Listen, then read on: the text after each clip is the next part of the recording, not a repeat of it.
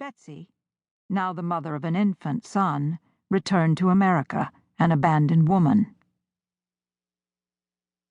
But if the fairy tale ended here, Betsy's story was just beginning. Her abandonment transformed her from a naive girl into a fiercely independent woman. She refused to play the penitent, eager to make amends for poor judgment and youthful rebellion. Instead, when Napoleon was languishing on Elba, and his ban on her entering Europe was at last lifted, she crossed the Atlantic once again. She spent much of the next 4 decades in London, Geneva, Rome, and Paris. The celebrity she had once acquired in America because of her marriage was equaled by her celebrity in the ballrooms and salons of Europe. Her tragic tale of betrayal, her beauty, her intelligence, and her wit proved as powerful a passport into the aristocratic society of the Old World as a wedding ring from Jérôme Bonaparte might have done. The Belle of Baltimore became the Belle of Europe. Betsy never criticized the emperor who had destroyed her marriage, but she did not spare American society as she did Napoleon. Her stinging critiques of American mores and morals filled the pages of her letters home.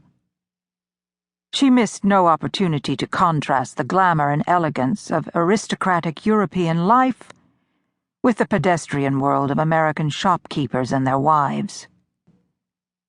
She condemned America as gauche and boring, its men too preoccupied with money-making to appreciate wit and good conversation, too democratic in their values to acknowledge the superiority of birth and breeding. Most of all, she condemned a gender ideal that demanded a woman's devotion to her husband and family, that confined her world to the parlor and the nursery, and that denied her the public space enjoyed by the women of the French salons. Even in her old age, when she had returned to her native city, Betsy continued to convey a certainty that she, no less than Henry Adams, was fated to remain a stranger in a familiar land. Despite her efforts, Betsy couldn't instill in her son or his sons the same alienation from America and the same intense pride in carrying the Bonaparte name. For them, being the American Bonapartes proved as much a burden as a blessing. They embraced American culture and married American women, choices that Betsy read as betrayals, as wounding as her husband's abandonment. As the Bonaparte fortunes fell and rose again in France, Betsy continued to cling to her dream that one day the American Bonapartes would take their place in that family's reviving power and privilege. This delusion was the burden she couldn't escape.